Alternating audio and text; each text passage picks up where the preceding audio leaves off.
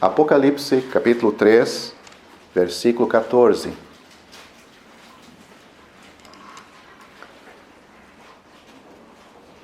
E ao anjo da igreja de Laodiceia escreve: Isto diz o Amém, a testemunha fiel e verdadeira, o princípio da criação de Deus.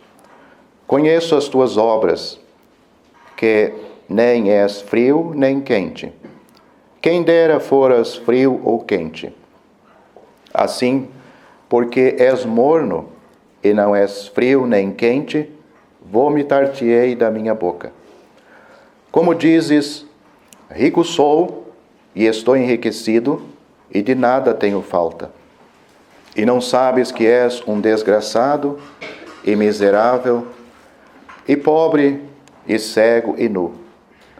Aconselho-te que de mim compres ouro provado no fogo, para que te enriqueças, e roupas brancas para que te vistas, e não apareça a vergonha da tua nudez.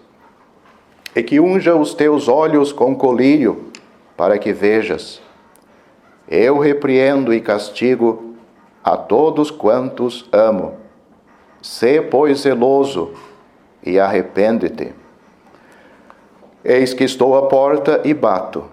Se alguém ouvir a minha voz e abrir a porta, entrarei em sua casa, e com ele cearei, e ele comigo. É só isto que vamos ler com a bênção de Deus. Nestes primeiros capítulos de Apocalipse, nós temos 7 cartas escritas, enviada pelo Senhor Jesus Cristo mesmo. São cartas proféticas que nos mostram o espírito das pessoas nas várias épocas, desde os dias apostólicos até os nossos dias. O espírito. Deus, Ele age desta maneira. Ele olha o que está dentro de você e de mim. A gente pode enganar muita gente, mas, meu amigo, nós nunca vamos enganar a Deus. Com Ele nós temos que ser verdadeiros. Temos que ser. Se não sermos, nós estamos mentindo para nós mesmos. Ele não vai se enganar a nosso respeito.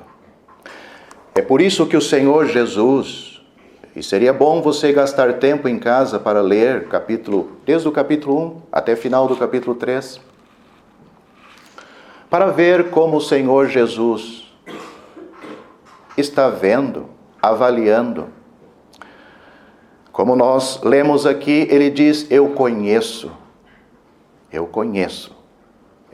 você. Eu conheço as tuas obras. Esta é a última carta, Laodiceia. A palavra Laodiceia significa o direito do povo.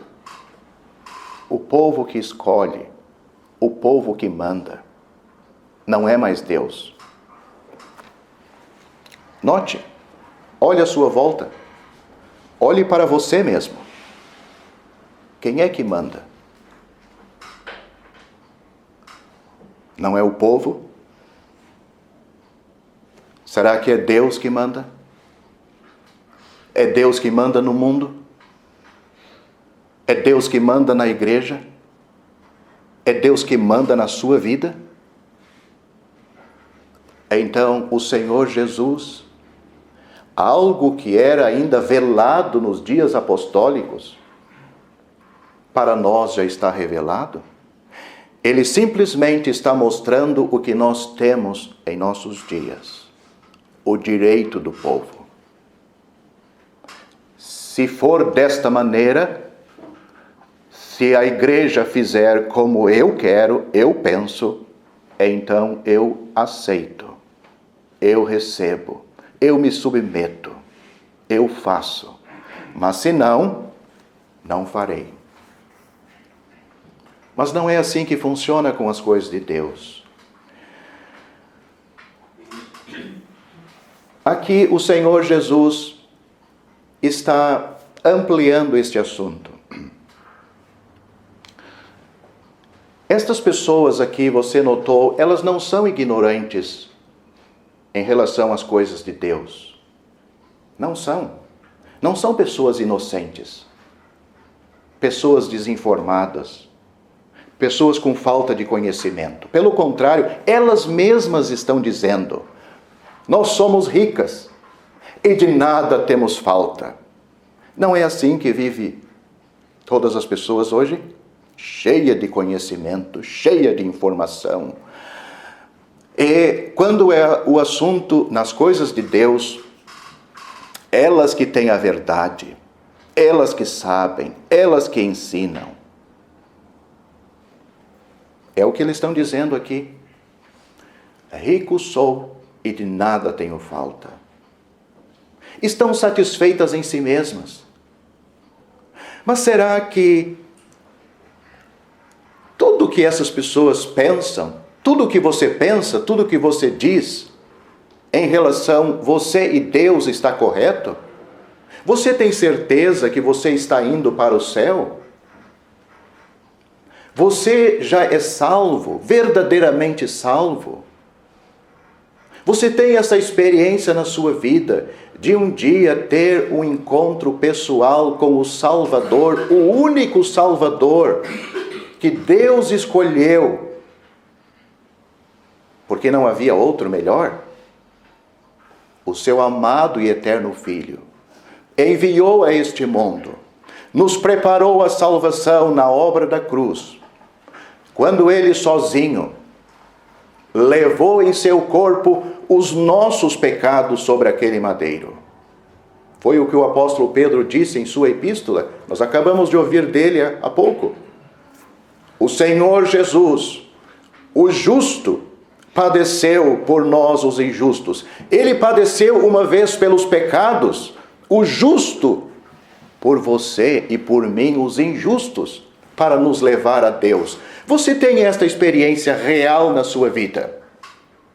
Como um pecador perdido, você se arrependeu dos seus pecados e confiou nele. Compreendeu, a obra da cruz foi por mim, o pecador. Ele estava me substituindo diante de Deus. Ele tomou o meu lugar naquela cruz, sofreu, pagou o preço diante de Deus. Ele na cruz, Cristo, o Senhor Jesus, não tinha pecado. Ele não podia pecar. Não havia engano na sua vida, na sua boca. Naqueles 33 anos ou mais, desde a manjedoura até a cruz. Sabe o que é isto? Uma vida assim, sem erro, sem defeito, sem pecado. Tinha que ser assim para a nossa salvação. Ele era um verdadeiro homem representando os homens. Homens pecadores como nós, como você e eu. Um homem santo, um homem puro, mas ao mesmo tempo sendo Deus representando Deus. Homem representando os outros homens. Esta pessoa unida numa só foi pendurado naquela cruz. Eu sei que muitas vezes estas verdades quase fogem da nossa compreensão e da realidade, mas é verdade. O apóstolo Paulo, em 1 Coríntios, mostra que esta é a sabedoria de Deus, que o homem não consegue ver, não consegue assimilar. Mas não deixa de ser verdade. Porque é Deus, na sua sabedoria e no seu plano de salvar o homem dos seus pecados, da condenação do inferno, lá na cruz, Ele cobrou, descarregou sobre o seu amado Filho o furor divino, o castigo divino que cabe a cada pecador por causa dos seus pecados. E sabe o que resultou da obra da cruz? Deus pode salvar gratuitamente, porque o preço foi pago. Cristo, meu amigo, está aqui o versículo. Cristo morreu por nossos pecados. E esta salvação Deus oferece gratuitamente. O Senhor Jesus Cristo mesmo disse: Como uma pessoa pode ser salva?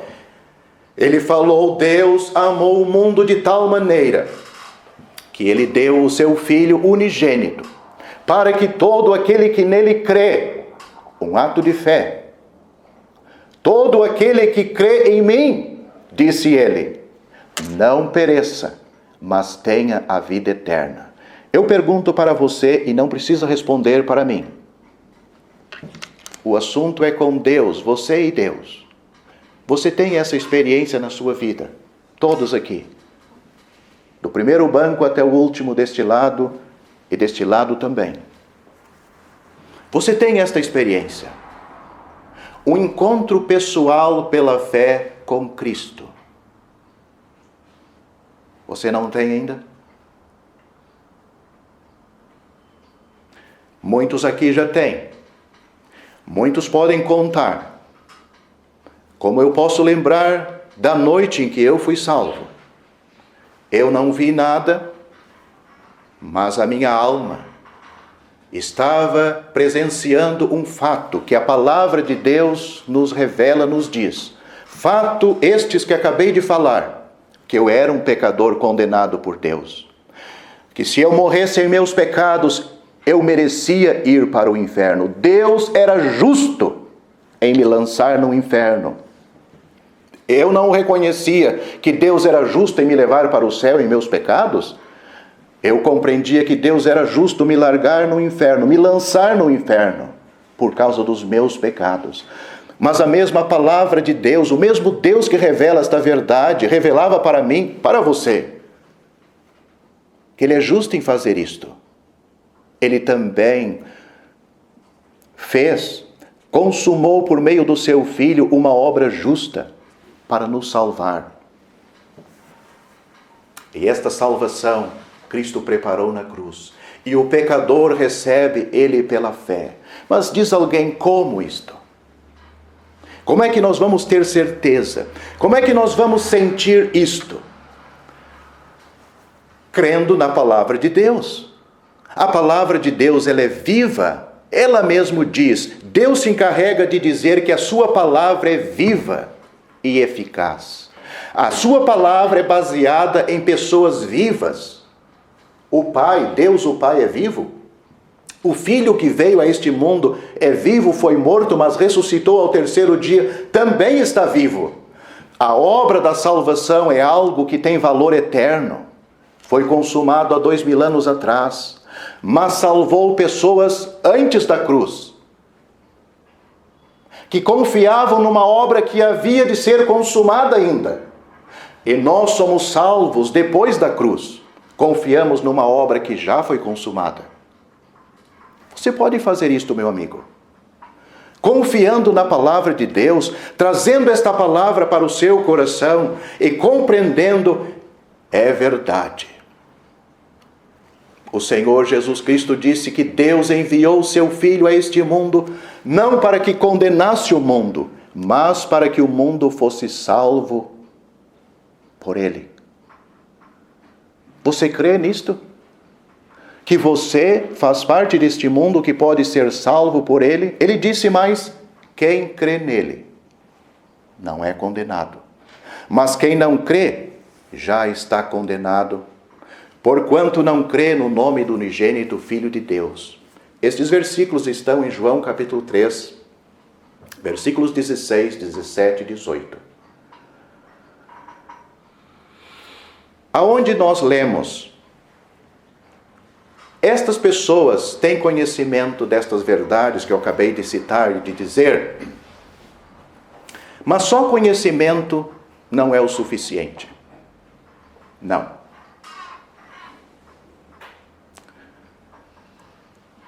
Muita gente tem muito conhecimento dessas verdades, mas não são salvas. E sabe, o conhecimento incha a pessoa. Deixa ela com uma certa segurança, porque ela tem conhecimento de coisas que outros talvez não tenham. Mas o Senhor Jesus está dizendo, eu conheço as tuas obras. Não é o teu conhecimento. Eu conheço a tua vida. e a tua vida não combina com o conhecimento que você tem. Isto é forte, né? Pois é, Deus não passa a mão por cima dos nossos erros. Ele expõe.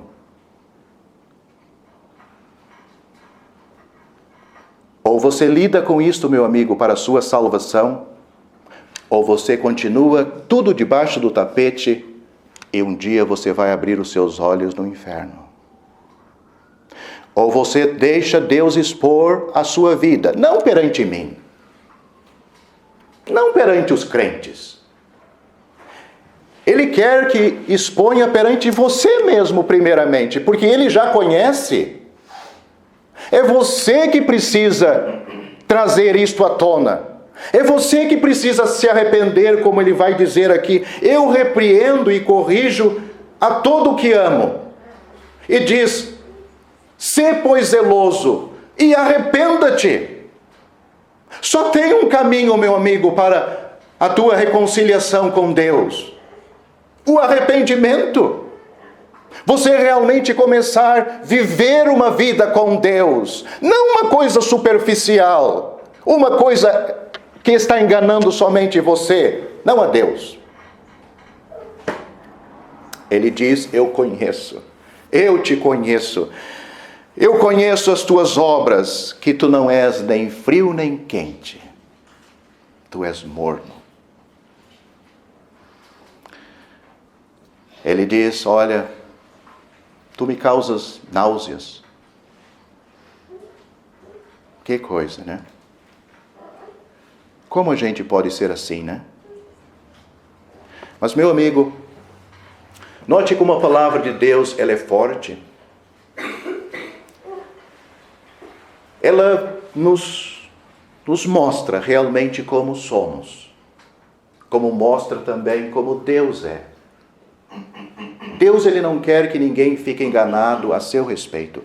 Deus, ele não quer que o pecador se perca enganado por qualquer motivo. Deus, ele faz questão de expor tudo que há, tudo que existe de separação entre ele e Deus. Note o que o Senhor diz. Como dizes, rico sou e estou enriquecido, de nada tenho falta.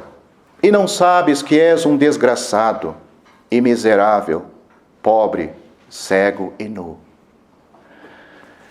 De um lado nós vemos o que a pessoa pensa a seu respeito em relação a Deus. Do outro é o que Deus pensa a respeito daquela pessoa. São pensamentos diferentes, né? A pessoa se sente tão bem, tão confiante. Mas Deus está dizendo, olha, tu és um desgraçado. Tu és um miserável. Tu estás cego. Tu estás nu. Não tem nada em ti realmente de valor para mim.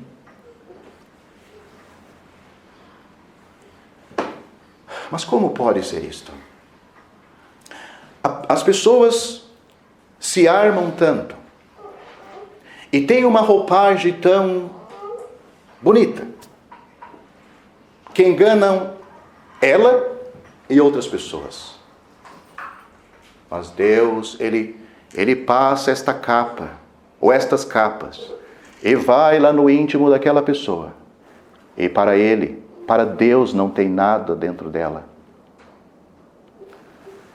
Note as palavras do Senhor Jesus. Eis que estou à porta e bato. Se alguém abrir, primeiramente diz, se alguém ouvir a minha voz e abrir a porta, entrarei em sua casa e com ele cearei e ele comigo. Vamos pensar um pouquinho nesses versículos antes de terminarmos. Eis que estou à porta e bato. O pensamento destas pessoas é que elas estavam ricas e de nada tinham falta. Mas note aonde Cristo está. Ele está fora. Ele está na porta. Ele não está dentro. Existe uma casca religiosa, uma coisa superficial, e dentro ela está cheia de pensamentos, ideias, conhecimento. Pode ser conhecimentos da verdade, mas Cristo está fora. A verdadeira pessoa que muda a vida, que faz diferença na vida, que salva a alma, que vem para morar e transformar aquela vida em um filho de Deus, uma nova criatura, está fora. Ele está batendo a porta. E note que esta pessoa está tão longe, que ele não diz já logo, se tu abrir, não, se tu ouvir a minha voz. Meu amigo, talvez você não tenha ouvido a voz do Senhor Jesus real. Mas estas pessoas, será que se consideravam assim? Não. Nós estamos cheias de Jesus. Jesus abençoa a minha vida. Jesus me protege.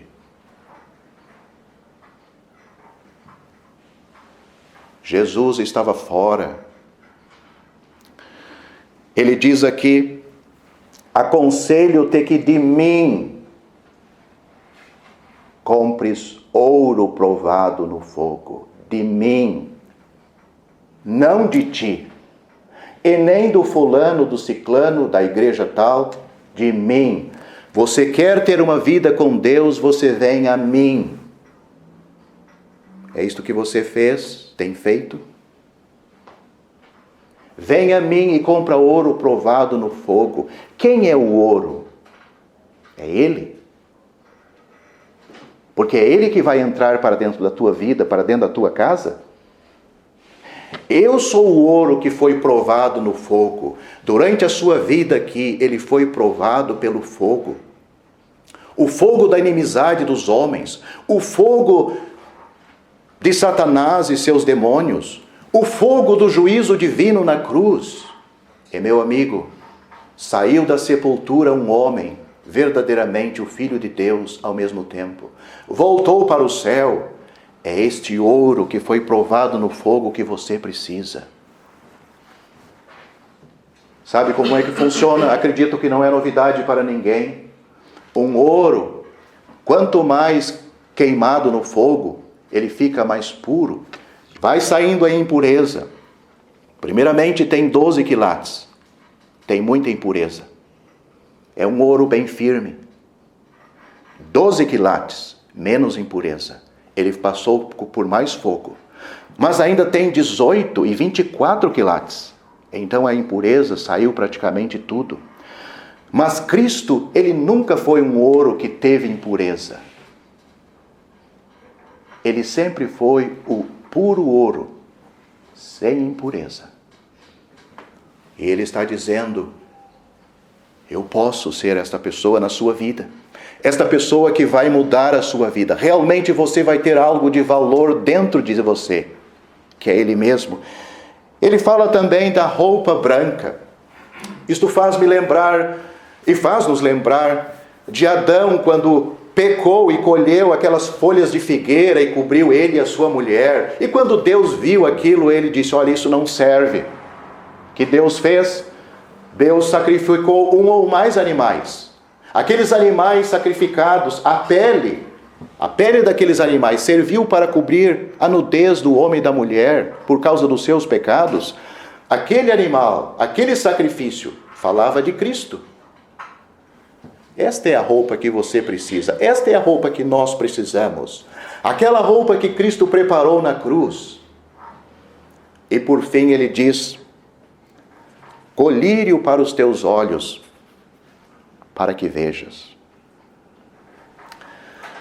Mas é interessante porque eles olhando, essas pessoas olhando para si diziam, rico nós somos, de nada tenho falta. Mas não era verdade. Eles tinham um olhar turvo, um olhar prejudicado, um olhar contaminado pelo pecado, um olhar contaminado pela sua natureza caída. Eles precisavam o colírio que é Cristo. que realmente abre os nossos olhos, revela a sujeira que tem dentro de nós. E, meu amigo, cada pessoa salva, Ele quer, na hora da salvação e depois da sua salvação, eliminar da sua vida todas as sujeiras, para cada vez mais ficar perto de Deus. É isto que Cristo faz numa pessoa salva. Essas coisas, essas ilustrações que ele colocou aqui, ouro provado no fogo, vestes brancas, colírio, são ilustrações da operação do Espírito de Cristo na vida do crente. Meu amigo, é por isso que você precisa ser salvo. Você precisa de algo real na sua vida. Ele diz, eis que estou à porta e bato, se alguém ouvir a minha voz e abrir a porta, entrarei em sua casa, com ele cearei e ele comigo. Que maravilha! Esta é a obra da salvação. Não Cristo do lado de fora, não Cristo apenas visitando alguns dias, mas Cristo morando na sua vida. Você tem isto. Quem tem isto sabe, e quem não tem também sabe que não tem. Porque não são totalmente coisas diferentes, pessoas diferentes. Pessoa salva, pessoa não salva. Não tem meio termo. Não existe. Só existe duas famílias na terra. Meu amigo, você pode ser salvo. Um ato de fé verdadeiro, como Cristo disse, o que era necessário para mudar toda aquela situação? O arrependimento. A conscientização, Deus tem razão. Deus tem razão. Eu sou este pecador que ele aponta. Tudo até agora esteve escondido debaixo do tapete, mas é verdade. Oh, meu amigo, não deixe assim. Vai chegar a hora em que você terá que enfrentar Ele, Deus. E que adianta você não enfrentar Ele hoje para a sua salvação, estar enganado até a hora da morte? Meu amigo, receba o conselho de Cristo. Arrependa-te e compre de mim. Abra a porta, ouve a minha voz, abre a porta e deixe eu entrar, morar em sua casa e ceiar com você. Meu amigo, crê no Senhor Jesus. Receba Ele hoje de todo o seu coração. A partir de hoje, a partir desse momento, Ele passará a morar com você e fará toda a diferença na sua vida. Tome este passo. Que assim seja, nós vamos orar.